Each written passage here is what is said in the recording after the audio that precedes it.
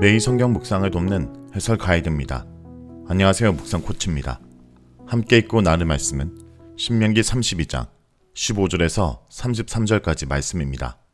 하나님은 든든한 반석과 자상한 아버지처럼 이스라엘을 돌보시고 먹이셨지만 배가 부른 이스라엘은 그 사랑과 은혜를 잊고 자기를 구원한 반석을 발로 차고 자기를 지으신 하나님을 버릴 것입니다. 15절에서 18절은 이스라엘의 반역 예고입니다. 이 단락은 하나님의 사랑 대상이었던 이스라엘이 어떻게 하나님의 심판 대상으로 변화되는지를 보여줍니다. 여술은 의론자로 불리던 이스라엘은 약속의 땅에서 풍요를 누리자 창조자이며 구원의 반석이신 하나님을 버렸습니다. 그들은 자신들이 누리는 평안과 풍요를 맹신하고 그것을 주신 분을 잊었습니다. 이스라엘은 하나님을 잊고 자신들이 믿고 따르는 이방 신들로 인해 여호와를 진노케 하였고 가증함으로 여호와를 공격했습니다. 즉 그들은 하나님이 아닌 알지 못하는 신들, 새로 알게 된 신들, 즉 조상들이 두려워하지 않던 마귀들에게 제사를 지냈습니다. 이것은 하나님으로부터 질투하고 진노하시게 만들었습니다. 하나님은 창조와 출애굽의 하나님이시며 자기 백성 이스라엘에게 그에 합당한 영광을 받기 즐거워하시는 분입니다. 하나님은 옛적의 하나님, 영원한 하나님이라고 불렀지만 이제 이스라엘이 따라가는 신들은 새로운 신, 이전에 모르던 신이라고 불립니다. 오래된 신, 알려진 신이라는 용례는 건이 있는 이스라엘이 오랫동안 경험해온 신이라는 의미입니다. 지금까지 6절에 이스라엘 민족의 창조자, 7절에 친부, 17절에 조상의 세 가지 설명이 등장합니다. 그런데 이스라엘은 자신을 낳고 상고 중에 출산한 반석이신 하나님을 잊었습니다.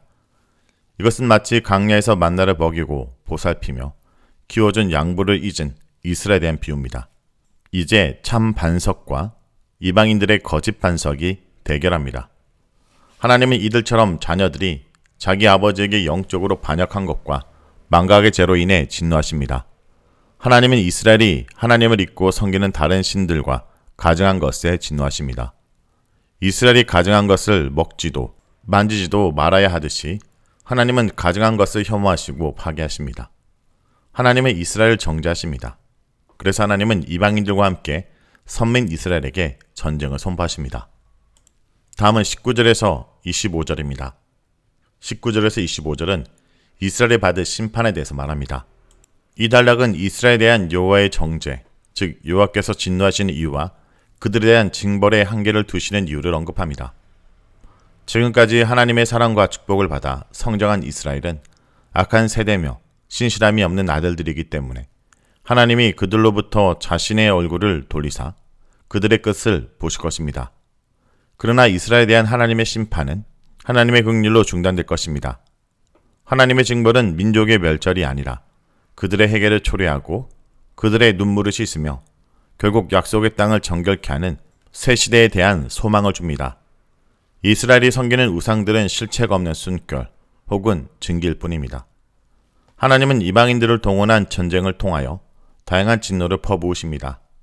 즉 하나님의 코에서 나오는 불과 같은 진노는 강하게 불타올라 스올도 태울 것이며 땅과 땅의 소산들과 산맥의 기초들도 녹아 눌러붙게 하실 것입니다. 하나님의 진노가 전 세계적이고 우주적이라는 묘사는 하나님의 진노가 얼마나 극심한지를 말해줍니다. 하나님은 재앙이 그들을 휩쓸어 가게 하실 것이고 화살들이 그들에게 쏟아지게 하실 것입니다. 그들은 기근의 고통과 질병의 참화와 고통스러운 벌레들의 공격으로 고통을 당할 것이며 야수들의 공격과 뱀들의 독을 직면할 것입니다. 이것은 당시 사람이 초래하거나 자연에서 겪을 수 있는 가장 격렬한 고통을 나열한 것들입니다.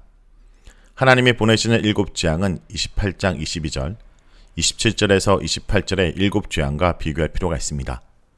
하나님이 이스라엘에게 보내시는 재앙은 이스라엘에게 완벽한 고통을 줄 것입니다. 외부적으로는 군인들의 살육으로 가부들이 생길 것이며 내부적으로는 어린 소년과 소녀, 젖먹이와 노인들이 공포에 떨 것입니다. 대적들을 통해 주시는 하나님의 진노는 이스라엘의 모든 사람들에게 임할 것이며 피하거나 제외될 자가 전혀 없을 것입니다. 다음은 26절에서 33절입니다. 26절에서 33절은 징계의 도구인 이방인들에 대해서 얘기합니다. 이스라엘을 흩어서 사람들에게 더 이상 기억되지 않도록 하겠다는 하나님의 생각은 온전히 실현될지 못할 것입니다. 하나님의 진노는 이스라엘을 흩어서 그들이 완전히 멸망당하기 직전에 멈출 것입니다. 그것은 하나님이 그들을 완전히 멸망시켜 사람들의 기억에서조차 사라지게 한다면 대적들이 우리의 능력의 승리를 얻게 했을 뿐 여호와께서 이 모든 일을 행한 것이 아니다라고 말하며 교만해질 거라고 생각하시기 때문입니다. 이방인들이 여호와를 오해하지 않도록 이스라엘은 완전한 멸망에 이르지 않을 것입니다. 이스라엘은 모세의 조언에 기가 먼 자들이며 식별이 없고 지혜가 없어서 그들의 마지막을 알지 못하고 깨닫지 못할 것입니다. 군인들이나 일반인들이나 어리석고 지혜 없는 것은 마찬가지입니다.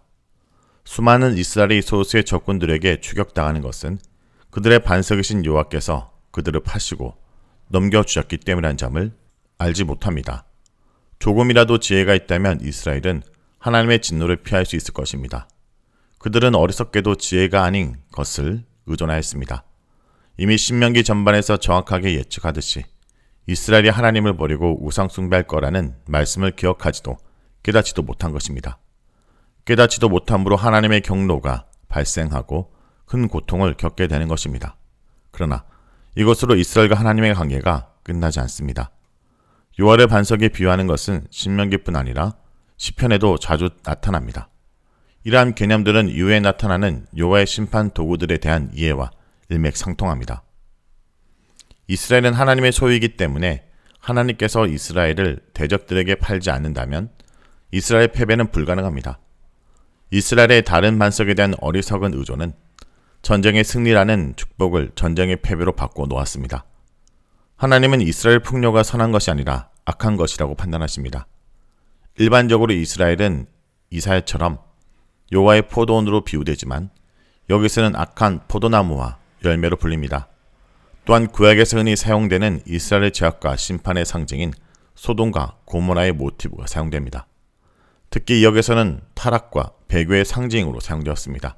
즉, 그들의 포도나무는 소돔의 포도나무와 고모라의 포도밭에서 가져온 것이며 그 열매는 뱀독의 포도며 쓴 포도송이라고 불립니다.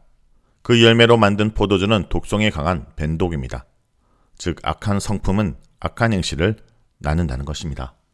성도 여러분, 잘나가고 배부를 때 배은망덕하지 않도록 조심해야 합니다. 이스라엘은 어렵고 힘들 때는 하나님만 붙잡았지만 하나님의 각별한 보살핌으로 윤택해지자 언제 그랬냐는 듯이 하나님을 헌식짝처럼 버립니다. 아무 힘도 안 되는 우상과 허망하기 짝이 없는 귀신들에게 제사를 합니다.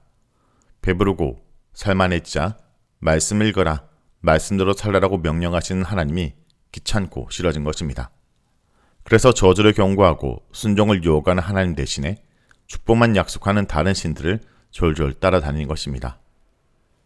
우리의 영적 상태는 하나님을 향한 태도는 현재 어떻습니까? 혹시 우리도 하나님보다 하나님이 주시는 것을 더 좋아하진 않습니까? 자신을 돌아보기 원합니다. 말씀을 놓고 기도하겠습니다.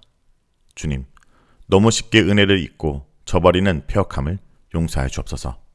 오늘도 하나님의 은혜를 온전히 깨닫고 그 은혜에 합당한 삶을 살게 하여 주시옵소서. 예수의 이름으로 기도합니다. 아멘.